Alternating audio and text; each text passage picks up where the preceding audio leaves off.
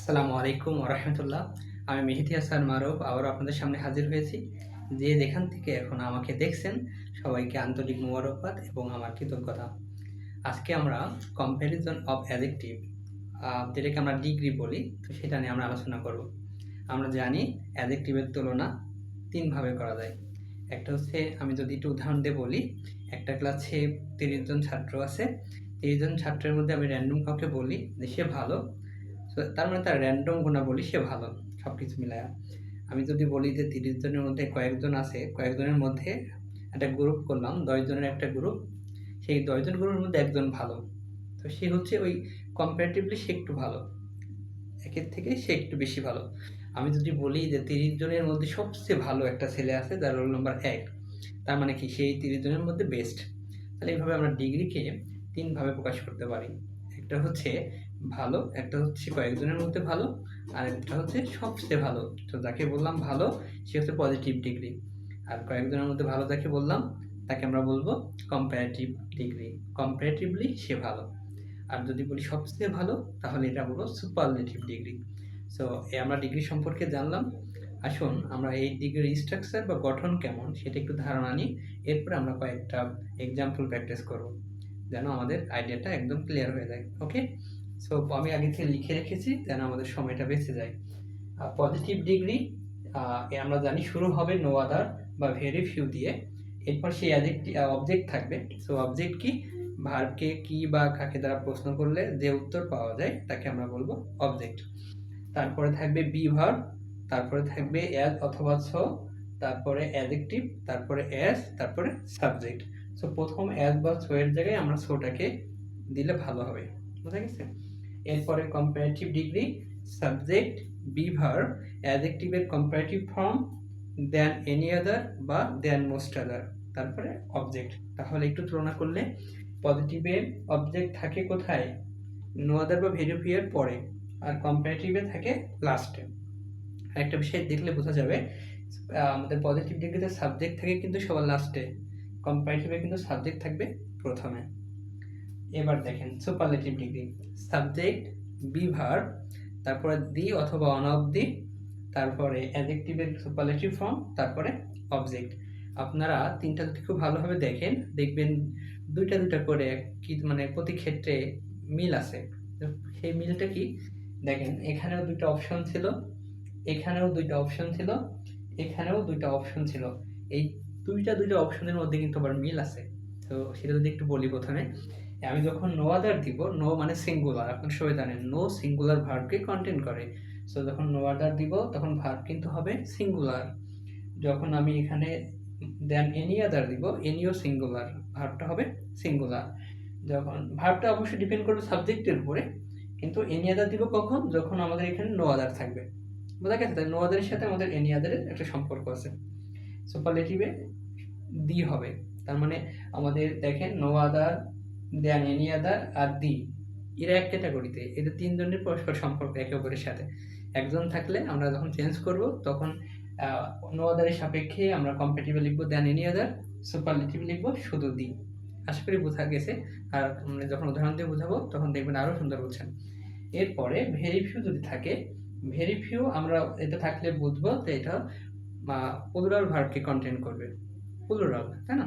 তাহলে তার সাথে মিল থাকবে দেন মোস্ট আদার, তারপরে ভেরি ফিউর সাথে মিল থাকবে বা দেন মোস্ট আদারের সাথে মিল থাকবে অন অফ দা। তাহলে দি এর সাথে মিল আছে কার? দেন এনি আদার, তার সাথে মিল আছে কার? No other. আর এদিকে বললাম অন অফ দি, এর সাথে মিল আছে কার? দেন মোস্ট আদার, তার সাথে মিল আছে কার? Very few. বুঝা গেছে? সো আমরা যখন প্র্যাকটিস করবো তখন এগুলো আমি আবার বলবো।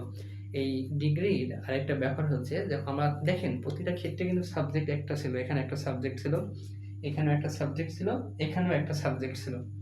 কিন্তু কিছু কিছু দিয়ে দেয় আমাদের স্যারেরা অনেক সময়, কম মানে প্রতিযোগিতামূলক পরীক্ষায় সাবজেক্ট দুইটা থাকে। সো দুইটা সাবজেক্ট থাকলে সাবজেক্ট ভিন্ন কম্পারেটিভ ডিগ্রিকে পজিটিভ করার নিয়ম, তার মানে দুইটা সাবজেক্ট থাকবে পজিটিভ কম্পারেটিভ ডিগ্রিতে, সেটা দেওয়া থাকবে, সেটাকে আমরা পজিটিভ কীভাবে করতে পারি, অথবা পজিটিভ থাকলে তাকে কম্পারেটিভ করা যায় উল্টোভাবে। প্রথমে সাবজেক্ট হবে, তারপর বি ভার্ব, তারপর নট, তারপর অ্যাজ, তারপর অ্যাডজেক্টিভ, তারপর অ্যাজ, তারপর ফার্স্ট সাবজেক্ট। আশা করি এই যে সূত্রগুলো আপনাদের দেখালাম ছোট্ট আকারে মনে রাখবো ম্যাথমেটিক্সের মতো করে। তাহলে এটা যদি মনে রাখতে পারেন তাহলে আপনাদের জন্য এটা বুঝতে অনেক ইজি হবে। আমি আসলে এগুলো মনে রাখি না, আমি এক্সাম্পল মনে রাখি। এক্সাম্পল একটা যদি স্ট্যান্ডার্ডভাবে মনে রাখা যায়, ছোট্ট হৃদয় তৈরি করা যায়, তাই না বলেন? সো চলেন আমরা একটু এক্সাম্পল প্র্যাকটিস করার মাধ্যমে একটু ক্লিয়ারিফাই করি ব্যাপারটা। আপনারা আশা করি যার দরকার হবে তুলে নেবেন।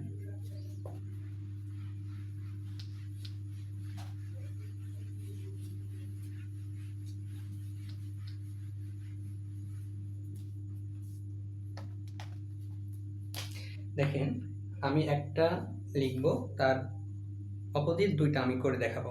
যেমন আমি যদি সুপারলেটিভে লিখি, আমি পজিটিভ কম্পারেটিভ করে দেখাবো, কেমন? সো আমি যদি লিখি যে the Padma is one of the biggest rivers in Bangladesh. So আপনারা যদি আগে কথাটুকু মন দিয়ে শুনে থাকেন তাহলে আমার এই লেখা দেখে বুঝতে পারছেন যে এটা হচ্ছে আমি সুপারলেটিভে লিখেছি, তাই না বলেন? প্রথমে সাবজেক্ট দিয়েছি, তারপর আমাদের বি ভার্ব, তারপর ওয়ান অফ দি আছে, তারপরে আমাদের অ্যাডজেক্টিভে সুপারলেটিভ ফর্ম, তারপরে অবজেক্ট। এটা হচ্ছে আমাদের অবজেক্ট। সো এই আমরা কৈশোরটির সাথে মিলিয়ে দেখব এটা সুপারলেটিভ পড়েছে, তাই এটাকে আমরা করব এখন পজিটিভ আর কম্পারেটিভ। তাহলে সুপারলেটিভ আছে, আমি বাকি দুটো করে দেখাবো, দেখি তারা কেমন হবে। সো দেখেন, আমি বলেছিলাম যে দুইটা করে মিল আছে। ওয়ান অফ দির সাথে মিল আছে পজিটিভে কার, ভেরি ফিউর, আর কম্পারেটিভে দেন মোস্ট আদার। সো এটা বোঝা গেল যে যেহেতু ওয়ান অফ দা আছে, তাহলে আমরা কম্পারেটিভে দেন মোস্ট আদার, পজিটিভে ভেরি ফিউ লিখবো। বোঝা গেছে? আচ্ছা, তাহলে আমাদের সাবজেক্টকে আমরা জানি সুপারলেটিভে প্রথমে সাবজেক্ট থাকে, তাহলে এটা সাবজেক্ট। আমি যদি পজিটিভ করি, পজিটিভে কিন্তু প্রথমে সাবজেক্ট হয় না, সাবজেক্টের সবার লাস্টে প্রথমে হবে অবজেক্ট। তাহলে অবজেক্টকে রিভার্স ইন বাংলাদেশ, তাই না? তাহলে রিভার্স ইন বাংলাদেশ, তাহলে পজিটিভে প্রথমে হবে, যেহেতু ওয়ান অফ দি আছে তাই আমরা ভেরি ফিউ, শুরুটা হবে ভেরি ফিউ অথবা নো আদার দিয়ে, যেহেতু ওয়ান অফ দি আছে তাই আমরা ভেরি ফিউ লিখবো। ভেরি ফিউ, তারপরে অবজেক্ট। অবজেক্ট হচ্ছে rivers in Bangladesh, very few rivers in Bangladesh. যেহেতু ভেরি ফিউ লিখেছি তা আমাদের অবশ্যই ভার্বটাও প্লুরাল ভার্ব হবে, তাই না? তাহলে এটা প্রেজেন্টে ছিল, এখানে হবে আর। আমি বলছিলাম তারপরে অ্যাজ অথবা সো দিতে, এবং বলে দিয়েছিলাম সো দিলে বেশি ভালো হবে। এবং অ্যাডজেক্টিভের পজিটিভ ফর্ম বিগেস্ট, আমরা জানি এর পজিটিভ ফর্ম হবে বিগ। তাহলে very few rivers in Bangladesh, বাংলাদেশে দেখছেন আমি একটা ইজ দিলাম। আর সো বিগ অ্যাজ সাবজেক্ট, পজিটিভের সাবজেক্ট সবার লাস্টে হয় দা পদ্মা। আশা করি সূত্রের সাথে মিল খুঁজে আপনারা বুঝতে পারছেন আমি কিভাবে করেছি। এবার এটাকে যদি কম্পারেটিভ করি, কম্পারেটিভে কিন্তু আমাদের প্রথমে সাবজেক্ট ছিল, তারপরে বি ভার্ব, মনে আছে? তাহলে সাবজেক্ট এখানে দা পদ্মা, অবশ্যই আমাদের বি ভার্ব ইজ হবে, প্রেজেন্ট টেন্সে আছে। ওয়ান অফ থাকলে আমরা জানি দেন মোস্ট আদার, তার আগে আমাদের অ্যাডজেক্টিভের কম্পারেটিভ ফর্ম বিগ হয়ে যাবে bigger, the Padma is bigger. এরপরে দেন মোস্ট আদার, যেহেতু ভেরি ফিউ আছে তাই না বলেন, দেন মোস্ট আদার। এরপর object reverse in Bangladesh.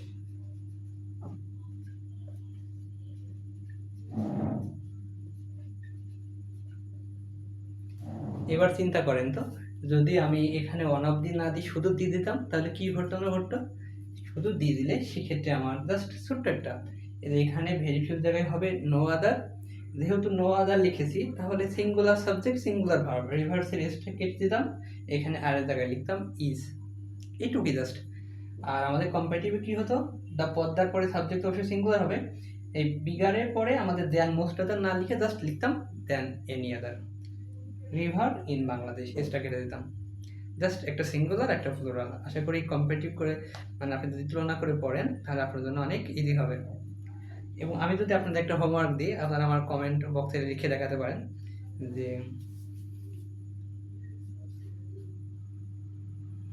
Jamal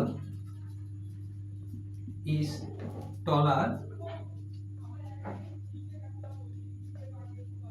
than most other boys in the class.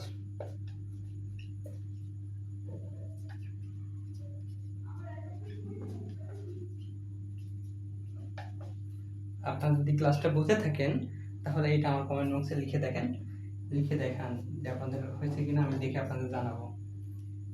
আশা করি হবে, সবাই খুব ভালো বোঝেন।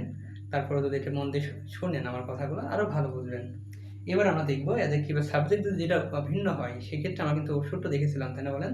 তো সেই সূত্র দিয়ে আমরা আরেকটা এক্সাম্পল দেখি প্র্যাকটিস করি। আমি মুছে দিলাম, আপনারা উঠায় নেবেন দরকার হলে। তো সেটা কেমন হতে পারে আমি যদি বলি যে lion is more ferocious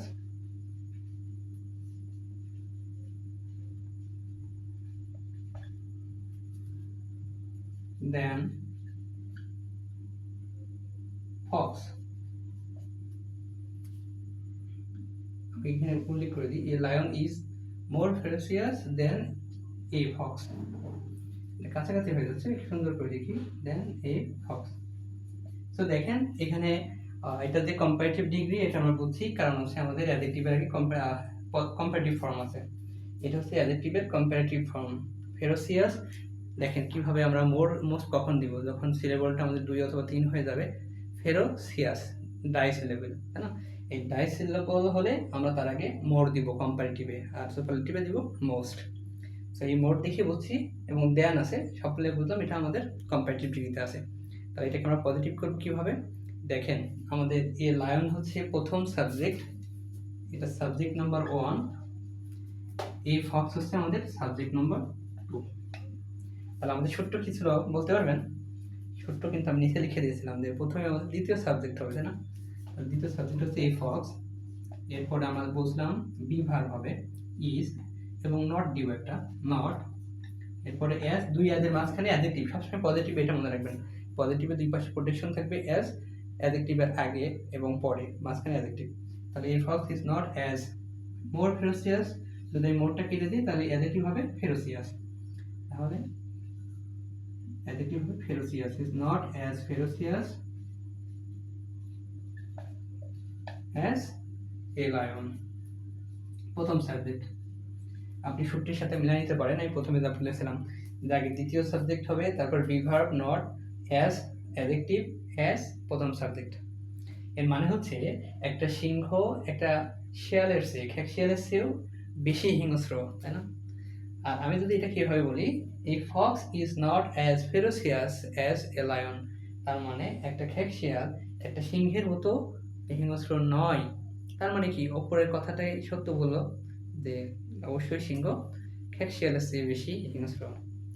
so my dear audience, আশা করি আমার ক্লাসটা আপনাদের ভালো লেগেছে। যদি ভালো লেগে থাকে তাহলে লাইক, কমেন্ট, সাবস্ক্রাইব করে রাখবেন। আমার নিত্যদিনের বিভিন্ন টপিকের উপরে, ম্যাথ, ইংলিশের উপরে ভিডিও আপলোড করব, যেটা আপনাদের হয়তো হেল্প করতে পারে। এবং আপনাদের যদি কোনো ইন্টারেস্ট টপিক থাকে যেটা বুঝতে আপনার অসুবিধা, আপনি যদি আমাকে বলেন তাহলে আমি অবশ্যই ভিডিও মেক করে আপনাকে ইজি ওয়েতে বোঝাবো, খুব সরলভাবে বোঝানোর চেষ্টা করবো আশা করি। সো অত্যাধিক গরম পড়ছে রাজশাহীতে, আশা করি আজকে এ পর্যন্তই আপনাদের হয়তো হেল্প হবে। ইনশাআল্লাহ নতুন আরেকটা ভিডিও নিয়ে আপনাদের সামনে খুব দ্রুতই হাজির হব। আমার জন্য দোয়া করবেন, আপনাদের সকলের জন্য দোয়া করি। Wish you all the best guys. আসসালামু আলাইকুম।